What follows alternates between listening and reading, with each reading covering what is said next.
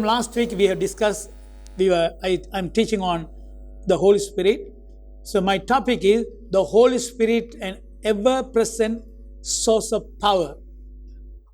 So in the New Testament, gives us three relations that God sustained towards man. Number one, God is for us. Number two, God is with us. Number three, God is in us. Okay. So first of all, we discussed last week, God is for us. If God is for us, who can be against us? Right? I said nobody, no man, no woman, no power whatsoever, no devil, no demons on the earth.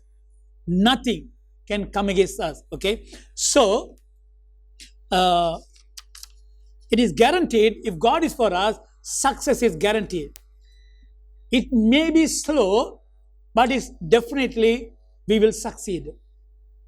I used to teach on confession of our faith. You see, even regarding healing, we'll say any area for your life.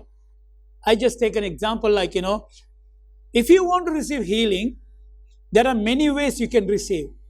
First of all, you can go to the doctor and take your medication and get healed. Nothing wrong. That's not demonic, okay? Secondly, the Bible says, anoint with oil and you can receive healing. The Bible says, prayer of faith will heal the sick. Thirdly, you can receive your healing by laying on of hands. Bible says, lay hands on the sick and they shall recover. Fourthly, if the gift of healings are in operation, you can receive that healing in any meeting. There are so many ways you can receive healing, okay? But there is another way. If all these areas fail, but still you can exercise your faith. Bible says, by confessing the word of God regarding your healing, and you can receive it. The reason what I brought that one, confessing God's word over your situation may be slow procedure, but it's a sure procedure. Sometimes we want to have it in a hurry, immediately, because we got used to that type of lifestyle. We used to get used to that system. Everything we want immediately. But confessing word of God is a slow process, but it's a sure process. Definitely, victory is guaranteed. Okay. So here, if God is for us, who can be against us? Right? So I said, if God is for us, victory is guaranteed. Every battle, every challenges we will win. Right? Number two, we don't need to have any fear whatsoever. Even this morning after Tamil service is over, I got the news about Italy affected by coronavirus. Lots of people are shut in some provinces. Even they are planning to shut down some more provinces in Italy. There are millions, not one or two, not 1,000, millions. Okay, it's a big disaster going on in Italy. Now, one of the brother and sister, the husband and wife, they came to me this morning. So that sister's brother is in Italy now. So I said, according to Psalm 91, right? No pestilence can come near us. Okay, including coronavirus. We don't need to have any fear because God is for us. He knows how to take care of His children. You can receive many reports from different countries, right? I was speaking to my brother last night or maybe on Friday night, I can't remember. He said even in Canada, it's slowly spreading little by little. Most of the shops are shut down. No, not much grocery to buy. Even to get some noodles and pastas are not available in Canada. Right? So, it's a really scary situation when you think about the situation in the world right now. But if God is for us, we don't need to worry about anything. He knows how to take care of his children. Amen. Okay. Number 2, we discussed God is with us. If God is with us, in the Old Testament, actually, we know wherever God was with his people, wherever they went, whatever they did, everything was success. Because God took care of everything. Now, one of the things I was discussing even last week, we have to understand as a Christians, there are lots of people, those who come from other religions, okay, maybe Hindu, Buddhism, Islam, whatever the religion may be. In their earlier religion, they got used to all the, they had the fear of demonic activity, demon powers and this and that. And after they got born again, because of the lack of knowledge from the Word of God, still they have fear regarding all those nonsense. Right? In the night, they don't want to go out. They are scared of charms. They are scared of demon. They are scared of evil spirit. Even if a person dies, they are scared of those spirits will control in their houses. Right? And I think yesterday or day before this, our Christy was telling me, so regarding one of the house, nearby their son's school, there's a house available for sale. The reason they put that house for sale, they don't want to stay in there because one of their family member hanged himself because of something went wrong. So he died in that house. So the family members doesn't want to live in that house because his spirit will be there. Yeah. And Hindus doesn't want to buy. Buddhists, they don't want to buy that house because of the evil spirit. I said, ask them, I am willing to buy. Why? Because the Bible says the greater one is in me than who is in this world. We don't need to have any fear whatsoever all the time. Think about wherever you go, think that God is with you. If you turn to left, He is with you. If you turn to right, He is with you. If you walk, He goes front of you, Bible says, according to Old Testament time. And also, if you go backward, still He is guarding you. He is with you. Amen. Now, Hebrews chapter 8, verse 6. Today we are going to see that God is in us. But now, He has obtained a more excellent ministry, inasmuch as He is also mediator of a better covenant, which was established on better promise. Okay? It says, but now He has obtained a more excellent ministry, inasmuch as He is also mediator of a better covenant, which was established on better promises. If the Bible says better covenant and better promises, the old covenant was there with promises. Old Testament, the promises are not better according to the scripture. What we do, Christians, we go to the Old Testament, take all the promises there, and we pray or we confess. We use those promises according to our situation. Excuse me. I am not saying that's wrong. But the Bible says you got better promises and better covenant. Why can't you aim it for better? Why you want to sit in the old promises, old covenant? Hello? Can you think about that? It says, we have a mediator of a better covenant. Mediator means stand in between. Jesus Christ is our mediator in the New Testament. Once when He died on the cross, He made better promises with the better covenant with the better promises. Okay? So, I want to point out here something. So one other thing you have to understand, I'm not saying the old promises, old covenant is not necessary. In a way, yeah. But because the old covenant was not good, God made a new covenant. Right? So under the new covenant, let me put it this way. Under the old covenant, people of Israel lived under the old covenant with old promises, right? And under the old covenant, God was with them, right? God was for them, for the people of Israel. Okay, did you understand that?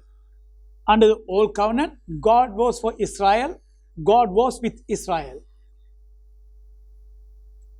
right? But God was not in them. That is where you have to think about. God was with Israel. God was for Israel, but God was not in Israel. In the sense, God under the old covenant, even will say, God anointed only three group of people: kings, priests, and prophets. They were anointed by God, right? Once when they are anointed, the Holy Spirit came upon them, not in them. So people of Israel, especially the kings, the prophets, and the priests, they had Holy Spirit coming upon them, not in them. So only for service. After the service is over, the Holy Spirit will leave them. He didn't stay permanently in them, right? That is one of the reasons. Can you remember David was praying, Lord, do not take away the Holy Spirit from me. In the incident of Bathsheba, and Bible says David was a good soldier. He fought lots of battles. He has killed many people. But God's word says, only one sin David committed against God. All the other killing, God didn't say, you have killed so many people, you sin against me. No, he said only one sin. That sin was, in order to take Bathsheba, he killed Uriah. That's only one sin. Right? Because his heart condition was not there. That is the reason he came before God and he cried and repented and he said, Lord, do not take away the Holy Spirit from me. Because the Holy Spirit in the Old Testament came upon them in order to do the service, whatever God instructed them to do. Okay? So, under the new covenant, the Holy Spirit comes and lives in us. The Bible says, He will be there in you forever. Under the new covenant, the Holy Spirit never come and go. So once when you receive Christ as your personal Savior, He come and lives inside of you permanently. Right? Because you are under the better covenant, better promises. Right? Okay, let me go on here. 1 Corinthians chapter 3, verse 16. Do you not know that you are the temple of God and that the Spirit of God dwells in you? Do you not know that you are the temple of God and that the Spirit of God dwells in you? Apostle Paul is writing to the Corinthian church. He says, do you not know that you are the temple of God.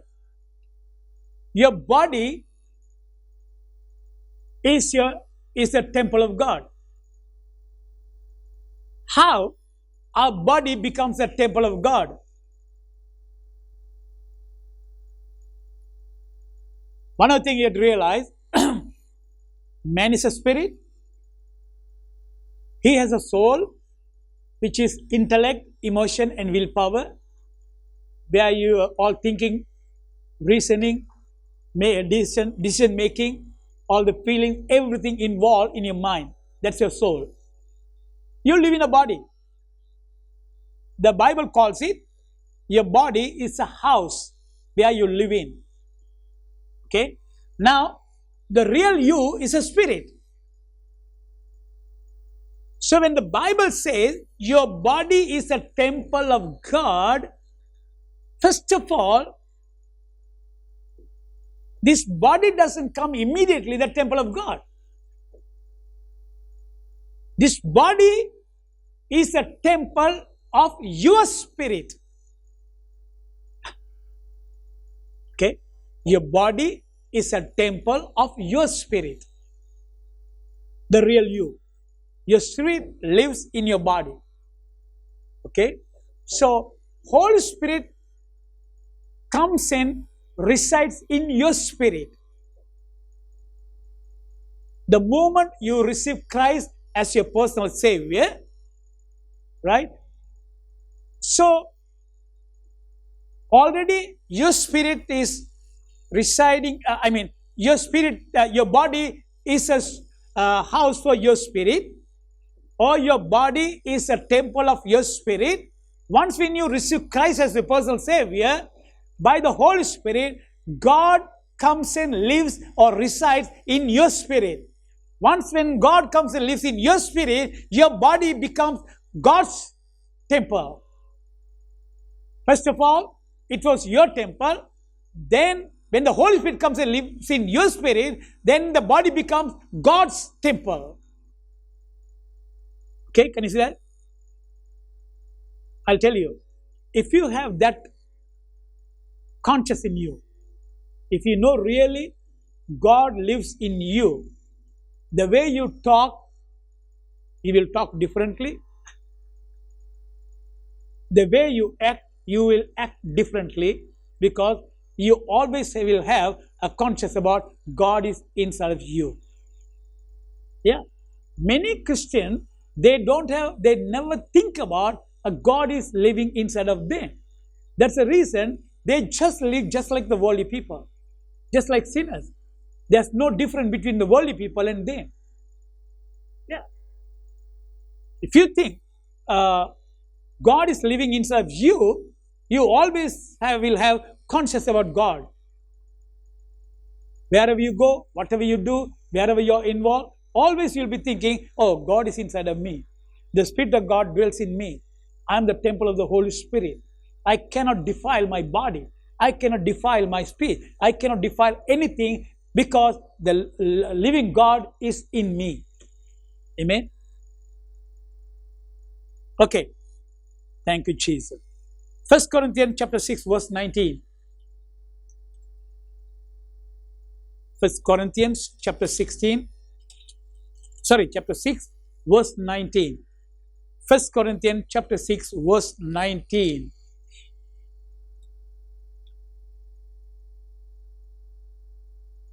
Do you not know that your body is the temple of the Holy Spirit, who is in you, whom you have from God, and you are not your own?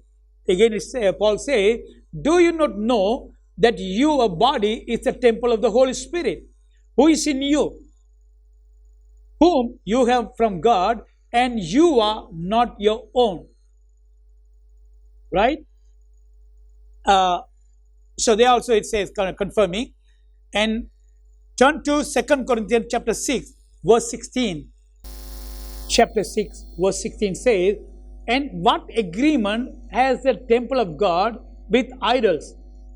For you are the temple of the living God, as God has said, I will dwell in them and walk among them. I will be their God, and they shall be my people. What agreement has the temple of God with idols?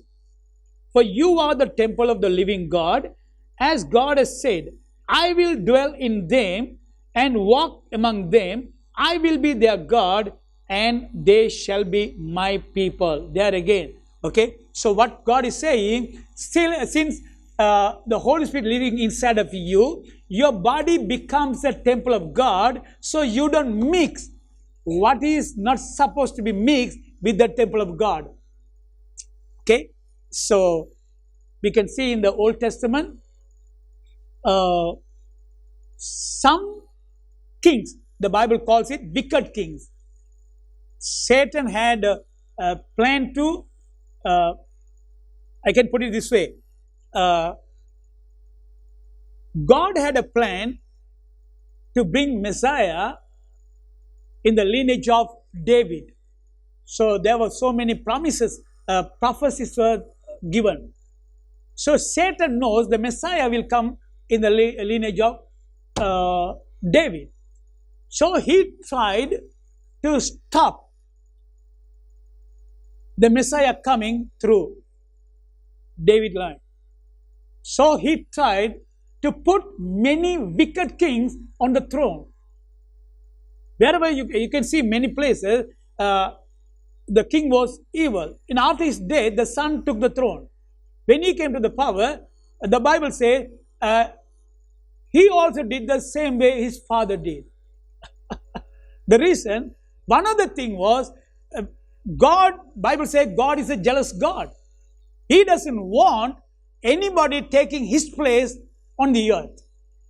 So when you worship idols, you are giving idols the same place what you gave to living God, the Creator.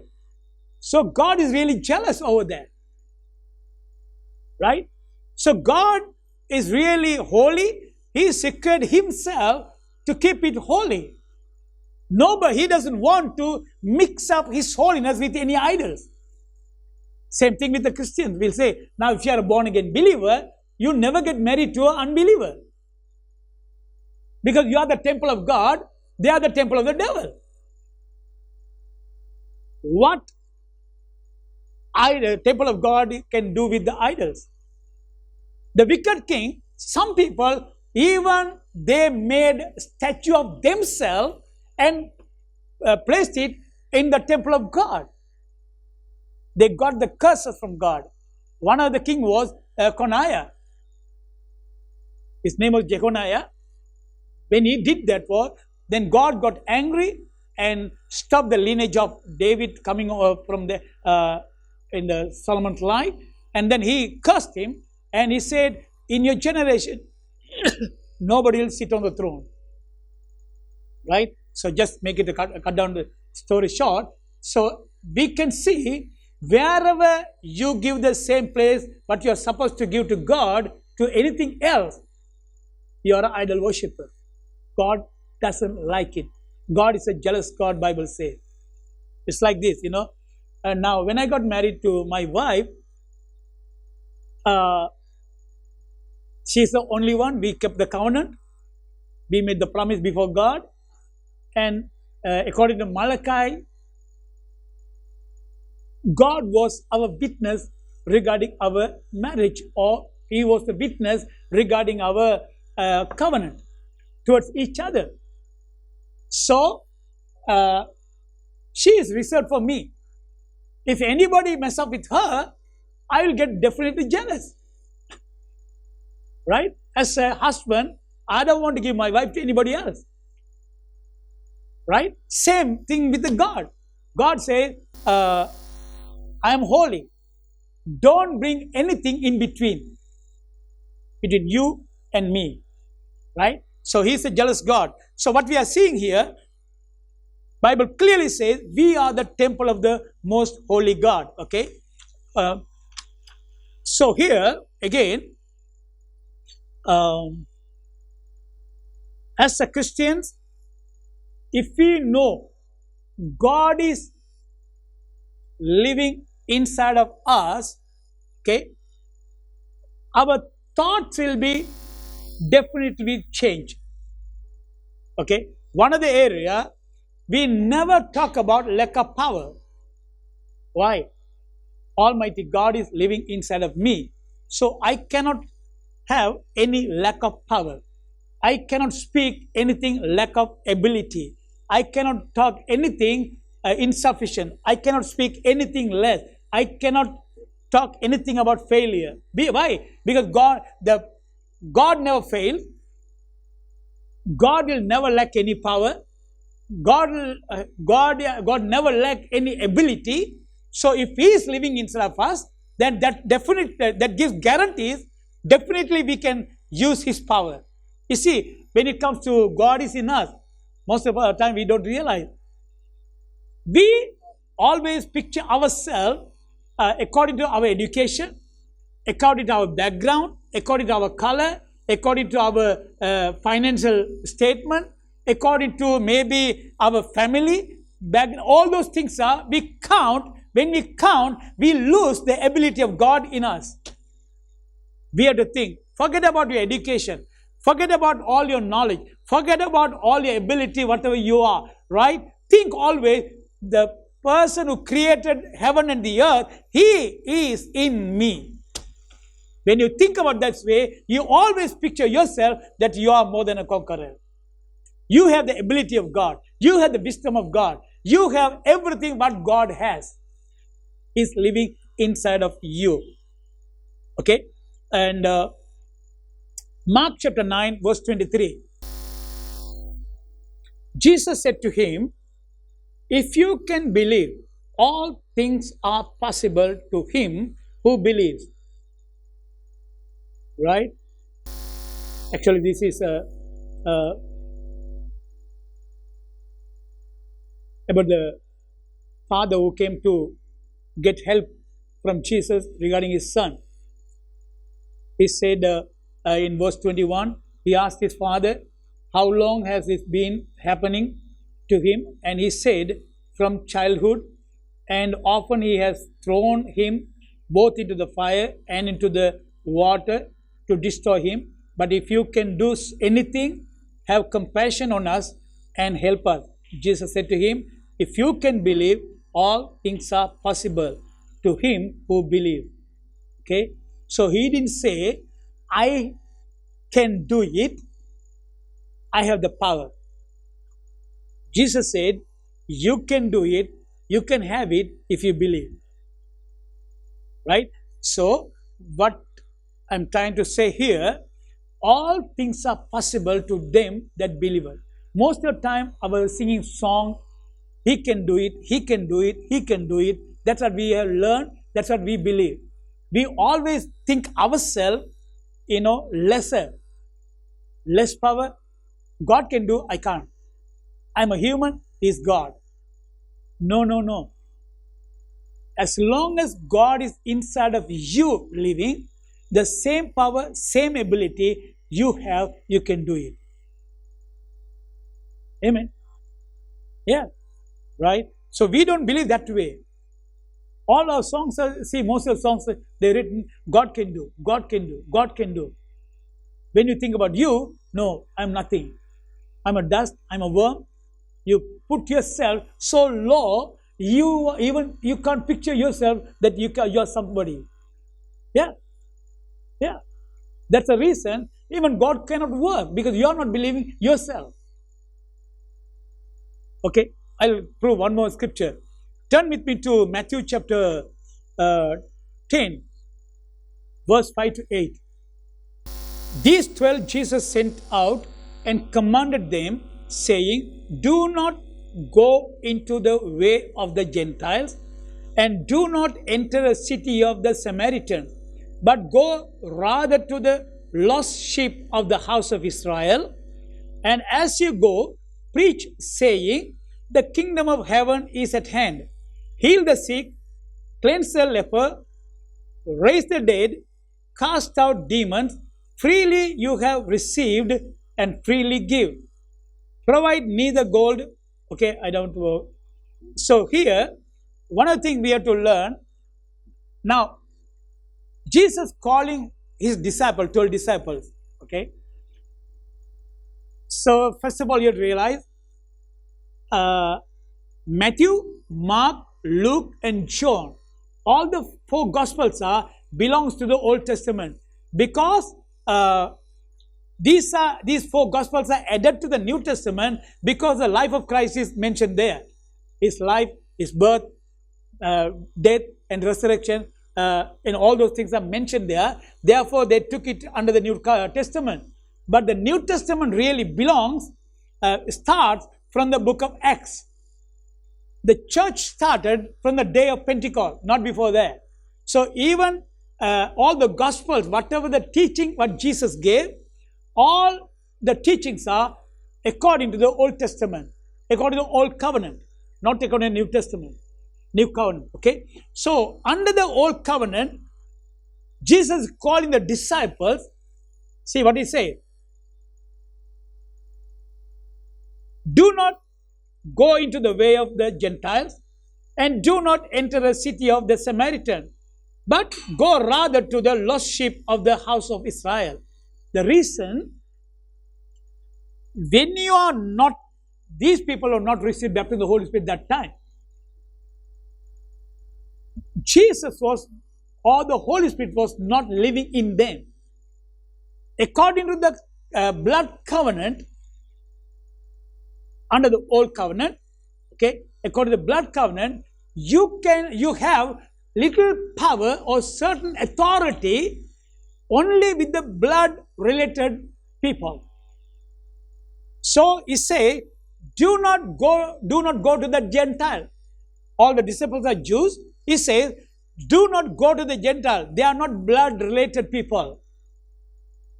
They are not coming under the Abrahamic covenant. Do not go to the Samaritan. They are mixed crowd. They are not pure Jews. Go to the house of Israel. House of Israel are the people are from Abraham. Those are the Abraham covenant. The blood relation from Abraham. So only go to the people of Israel and do what? See. Next verse says, heal the sick. And as you go, verse 7, as you go, preach saying, the kingdom of heaven is at hand. Secondly, say, heal the sick. He didn't say, take the sick person, keep your head and shake at least for half an hour and pray. That's what in the church that we do. Yeah, he didn't say. You don't pray for the sick people.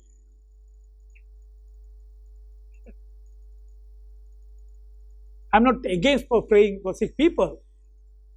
But Jesus said, heal the sick. Cleanse the leper. Raise the dead. Cast out the demon. Think about it. If you mix with prayer,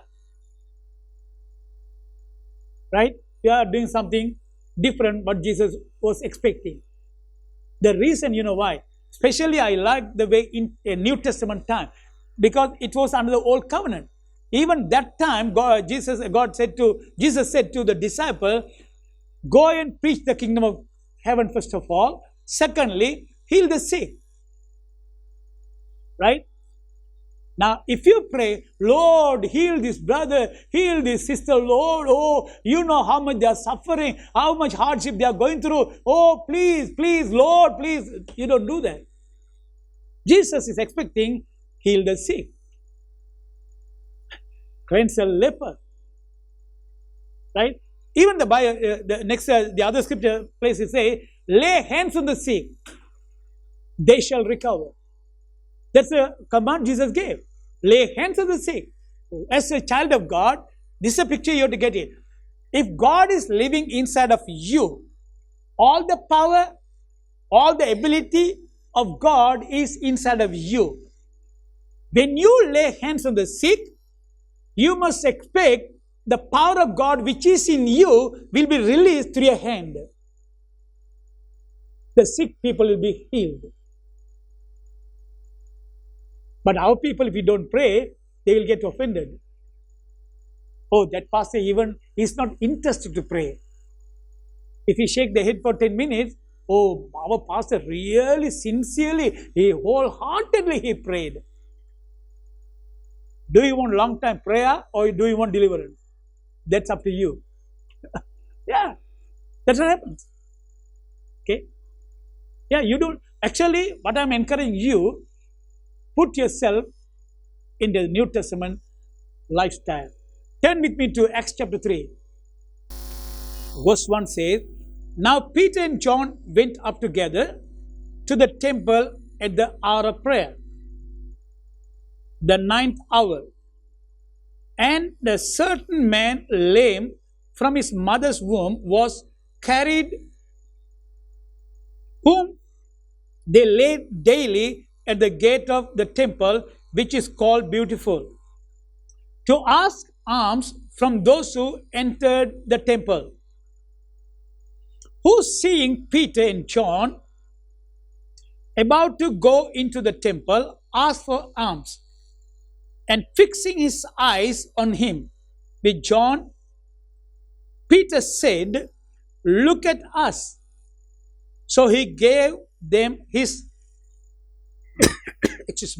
attention, expecting to receive something from them. Verse 6 says, Then Peter said, Silver and gold I do not have, but what I do have I give you. In the name of Jesus of Nazareth, rise up and walk.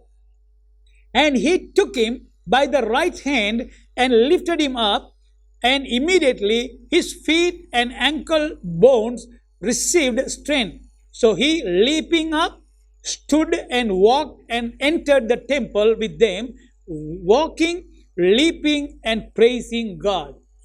See? Exactly what we read earlier, that's what exactly Peter was doing here.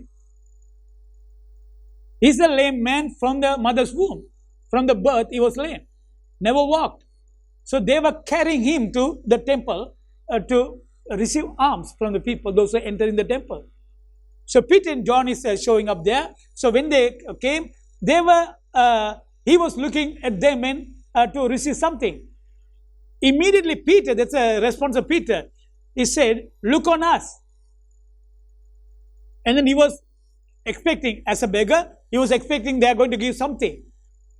But Peter, see, verse 6 says, Then Peter said, Silver and gold I do not have. Silver and gold, the things, whatever you are expecting, I don't have. But what I do have, I give you. What he's talking about? I don't have money, I don't have gold, I don't have silver. Whatever you are expecting, I don't have. But I have something special which is in me. Right? The power of God is in me. The ability of God is in me. Because the greater one is in me. He says, but what I do have, I give you. In the name of Jesus Christ of Nazareth, rise up and walk. He didn't say, he could have, oh, John, come. He's poor guy sitting in the gate every day. We'll try to help him. Oh, come, brother, we will pray. We'll agreement of prayer. Come, he didn't say anything. Because he knew what he has inside of him. He understood the ability of God, the power of God in him. That's what you and me, we have to take it today. We have to take it to heart that God is in us. The same power which was in Jesus Christ is living inside of us. Okay, let me take another this thing. Turn with me to Jesus. John's Gospel, chapter 1, verse 1. John's Gospel, chapter 1, verse 1. In the beginning was the Word, and the Word was with God, and the Word was with God. Word was God. He was in the beginning with God. All things were made through him, and without him nothing was made that was made. Right? In the beginning was the Word, and the Word was with God, and the Word was God. right? It's talking about Jesus Christ. Look into verse 14. And the Word became flesh and dwelt among us, and we beheld his glory, the glory as of the only begotten Son of the Father, full of grace and truth. Okay? And the Word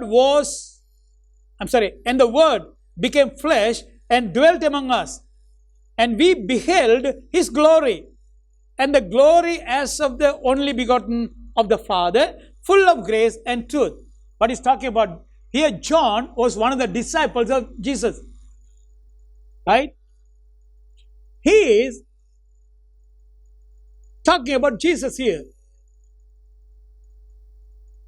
Jesus and the Word of God are one. That's what he's talking about in the verse 1. And the same Word became flesh. That Word took a form of a body. It became flesh. That's what John is saying. And he says, verse 14, and the Word became flesh and dwelt among us. He's talking about the way Jesus was living with them, as the disciples giving testimony. And we beheld his glory. We have seen his glory. What glory is talking about? In the Old Testament, in the tabernacle, it was divided into 4 sections: outer court, inner court, holy place, and holy of holies. So holy of holies was shut down or maybe covered with a thick curtain. Historian Josephus, Jewish historian, he says that curtain was 40 feet long, across, 20 feet high, and 5 inches thick. So easily nobody can enter into the Holy of Holies. Only the high priest can enter the Holy of Holies once a year. Okay? If anybody goes there, they will die. Even the high priest, if it is not clean, if it is not, if he has any sin in his life, he will die immediately as soon as he enters. So the Holy of Holies was shut down. There, that is a place, the Shekinah glory was there. Now churches talk about Shekinah glory. In the Sunday service, they say, oh Lord, send your Shekinah glory. Shekinah glory. I want to see it clearly in this place. So John is saying that glory we have seen in Jesus Christ. The Shekinah glory which was manifested in the Holy of Holies, we have seen in Jesus Christ. The same glory. What he says is, we beheld his glory, the glory as of the only begotten of the Father. The same glory which was in the Father, I have seen the same glory in Jesus Christ. Now my question is today, where is Jesus Christ now? Where is Jesus Christ now? The moment you receive Christ as your personal Savior, he comes to reside in your spirit, is in you. The Shekinah glory which was in the Holy of Holies was, John is testifying, it was on Jesus. Now Jesus is instead of us, the same Shekinah glory is in us. So you can't pray to God, send the Shekinah glory. Because Shekinah glory is in every single believer's life. It is instead of you and me. Okay? So what we are talking here? So so the Bible says in 1 John chapter 4 verse 4, we'll read that on in. We'll finish it because I'm out of time. 1 John chapter 4 verse 4. You are of God. Listen carefully. You are of God. You are not of the devil. Okay? Yeah. John is testifying again. You are of God, little children, and have overcome them. Because he who is in you is greater than he who is in the world. Right? In other words, Jesus Christ is greater is living inside of you, right, is greater than who is in this world. Satan, his angels, false prophet, false teacher, everything we can include in that package.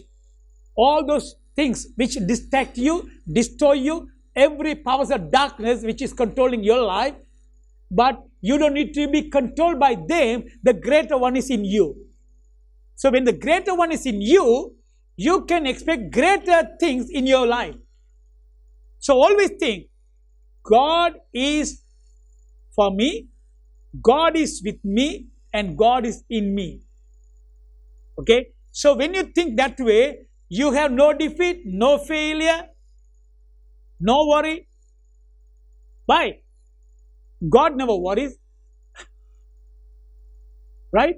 God never loses any battle. Any challenges, God won't get defeated. As long as if you have the conscience of God inside of you, you can walk victoriously, successfully. Amen.